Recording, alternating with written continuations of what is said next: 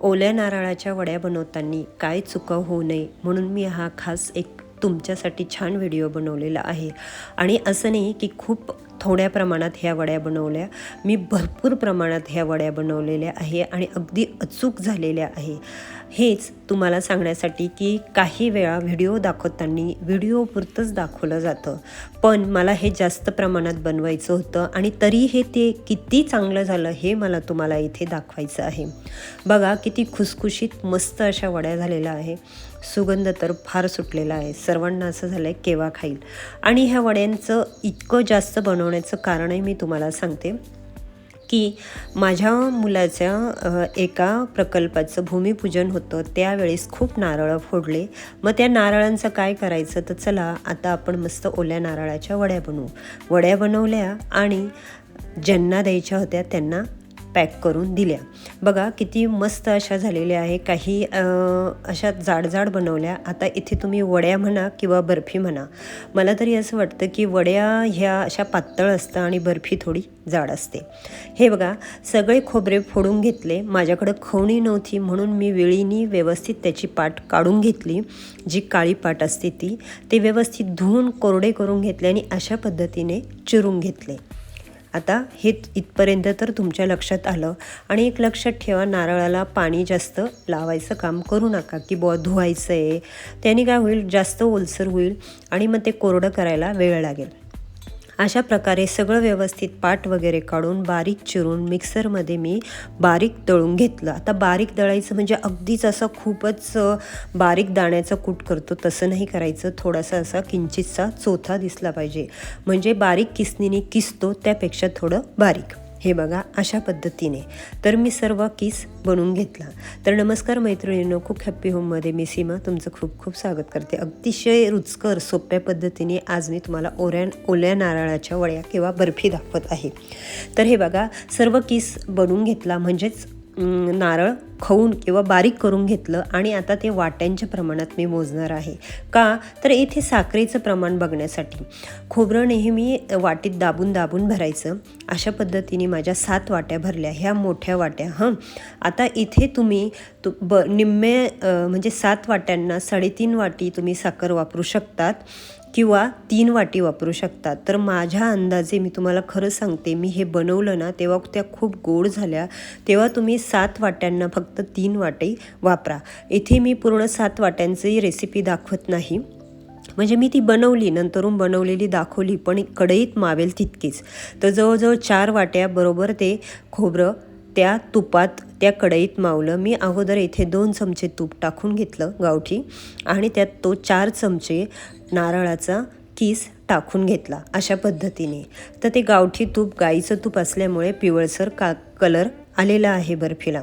तर अशा पद्धतीने आता त्यातलं ओलसरपणा मी काढून घेतला। इथे आपल्याला खोबरं जाळायचं नाही। हे बघा कसं मोकळं भुरभुरीत झालं, जवळजवळ 7 ते 8 मिनिट मला ते परतवायला लागलं। आता त्यामध्ये त्या मी 4 वाट्या वापरलेल्या होत्या, म्हणून 4 वाट्यांना इथे फक्त 1.5 वाटी मी योग्य प्रमाण साखरेचं वापरलं। म्हणजे असं समजा की 2 वाटी बरोबर आहे, पण ते जास्त गोड होतं म्हणून मी तुम्हाला इथे 1.5 वाटी सांगत आहे। आणि 1.5 वाटी हे प्रमाण खरंच बरोबर आहे 4 वाटी खोबऱ्याला, पण खोबरं दाबून भरलेलं पाहिजे।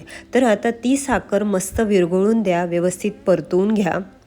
साखर विरघळली की मलाई टाका। आता येथे तुम्ही कंडेन्स मिल्क वापरू शकता, पण सहज घरात उपलब्ध असल्यामुळे घट्टसर मलाई येथे मी वापरलेली आहे।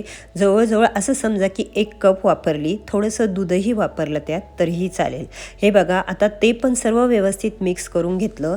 तर ह्या साखरेच्या आणि दुधाच्या मलईचं सगळं परतवण्याला जवळजवळ मला 13 ते 14 मिनिट लागले।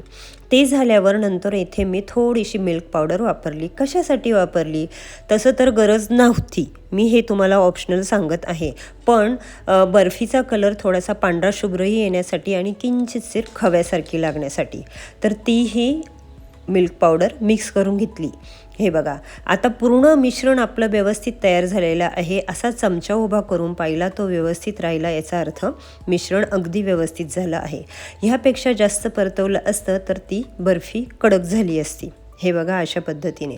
तर इथे मी थोडंसं अर्धा चमच्याला वर वेलची पावडर टाकली, जायफळ पावडर अशी किसून टाकली. तर तुम्हीही टाकू शकता. एकदम मस्त असं प्रमाण झालेलं आहे, मस्त असं हे मिश्रण झालेलं आहे. आता पुन्हा एकदा मिक्स करून घेतलं. हे बघा गोळा पण होत आहे व्यवस्थित.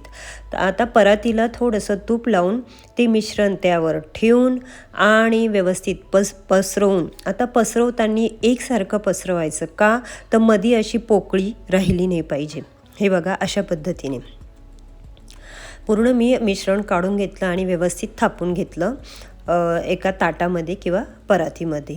तर मैत्रिणींनो, तुम्हाला मी हेच सांगते की इथे मी अगोदर 4 वाटे खोबऱ्याचं बर्फी बनवली, नंतरून परत 3 वाट्यांची बनवली 2 परातीमध्ये आणि व्यवस्थित थंड होऊन दिली. इथे आपल्याला समजा संध्याकाळी 6, 6:30, 7 वाजता बनवली तर ती रात्रभर व्यवस्थित झाकून ठेवायची, जेणेकरून सकाळी त्याच्या वड्या अगदी मस्त अशा निघतात.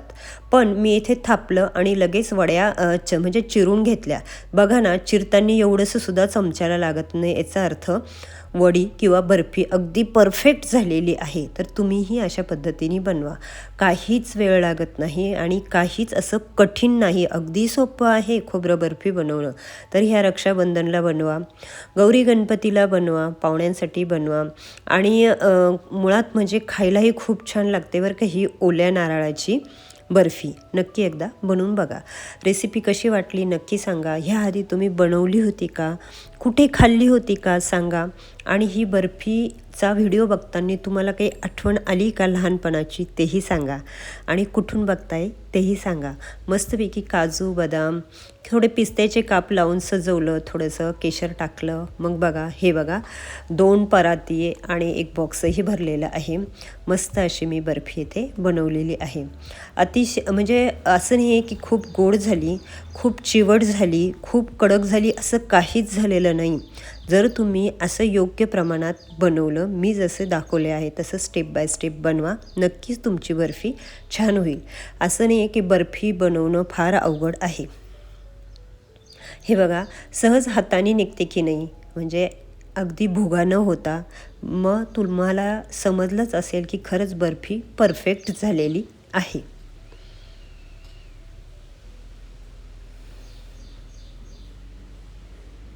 तेव्हा ह्या नारळी पौर्णिमेला असो किंवा दिवाळीचा सण असो, कुठल्याही सणाला किंवा अधेमध्ये खाऊ वाटलं तर नक्की अशा पद्धतीने ही नारळ बर्फी बनवून बघा. तेव्हा चांगली चांगली खा, मस्त राहा, माझे व्हिडिओ बघत राहा. कशी वाटली ती रेसिपी आठवणीने सांगा. यूट्यूब चॅनल सबस्क्राईब करा, इंस्टाग्राम फेसबुक पेज पण लाईक आणि फॉलो करा. बघा असे 3 बॉक्स भरले बरं का या बर्फीमध्ये. तर तुम्ही जर याआधी बर्फी बनवली असेल तर तुम्ही कशी बनवली मला नक्की सांगा. बर्फीचा कलर का बदलला हे मला सांगा मी बनवलेल्या. आणि तुम्हाला असा रंग आवडतो की सफेद आवडतो की पिवळा आवडतो तेही सांगा. तर नक्की एकदा अशी रेसिपी बनवा. तेव्हा चांगले चांगले का, मस्त राहा, माझे व्हिडिओ बघत राहा. बाय. मी पुन्हा येईल नवीन आणि अशा छान छान रेसिपी घेऊन.